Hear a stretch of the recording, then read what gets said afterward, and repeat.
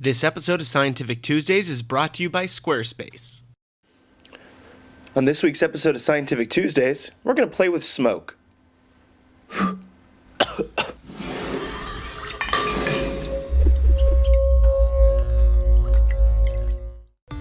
Did you know if you cool smoke down below the surrounding air level, you can actually get a water-like effect? Well, I'm going to show you how to do that today in some very simple steps. First, take a couple glasses or flasks, whatever you got laying around, and stick them in the freezer. Keep them in there while you're doing the rest of this stuff. Then grab some tin foil. You're also going to need some matchsticks. Place them all in there together. I'm using 6 here. This is a good amount of smoke. We're going to create a small tube basically, and then put that smoke that emits into one of the glasses. So take your little tin foil here, stick a pen in the back, and roll up everything nice and tight. You're also going to need to close off the top, so tie it off because you don't want smoke coming out both ends.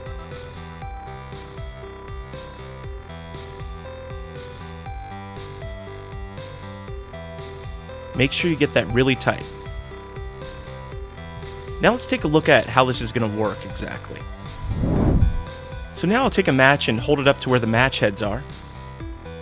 And after a few seconds, a plume of smoke will shoot out the back. What we want to do is capture that plume of smoke.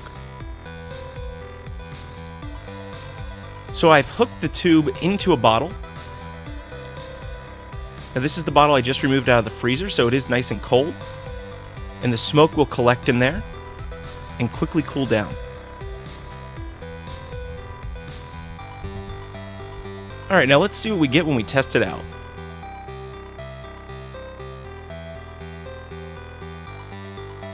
Now, to understand why the smoke will pour out in this situation instead of just rise up, we have to think about it in a very simple way. When the density of an object is less than the density of its surroundings, it will rise. Think of a hot air balloon. When we heat the air inside, it rises up because the heat causes the molecules to expand and become less dense. Typically, when smoke is emitted, it's already less dense than the surrounding air, so it rises up. Because we are cooling the smoke as soon as it is coming out, we're actually able to make it more dense and heavier than usual. This is why it pours out so easily.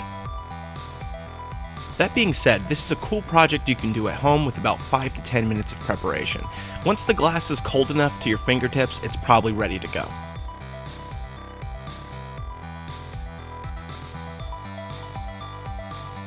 So here you go, nice pool of smoke to go swimming in.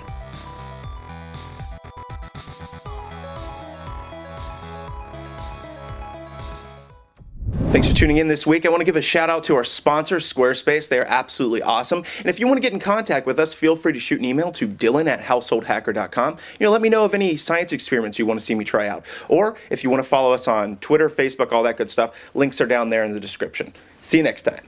Squarespace is awesome for anyone looking to create a blog, personal portfolio, or any kind of website.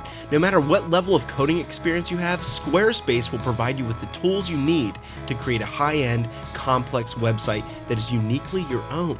And don't worry, if you come across any questions or issues, Squarespace also offers 24/7 support. Many of the internet's highest traffic web pages are powered by Squarespace, which is awesome. So make sure you check out squarespace.com if you want to learn more. And when you check out, enter the code SCIENCE and you'll get 10% off the lifetime of your order.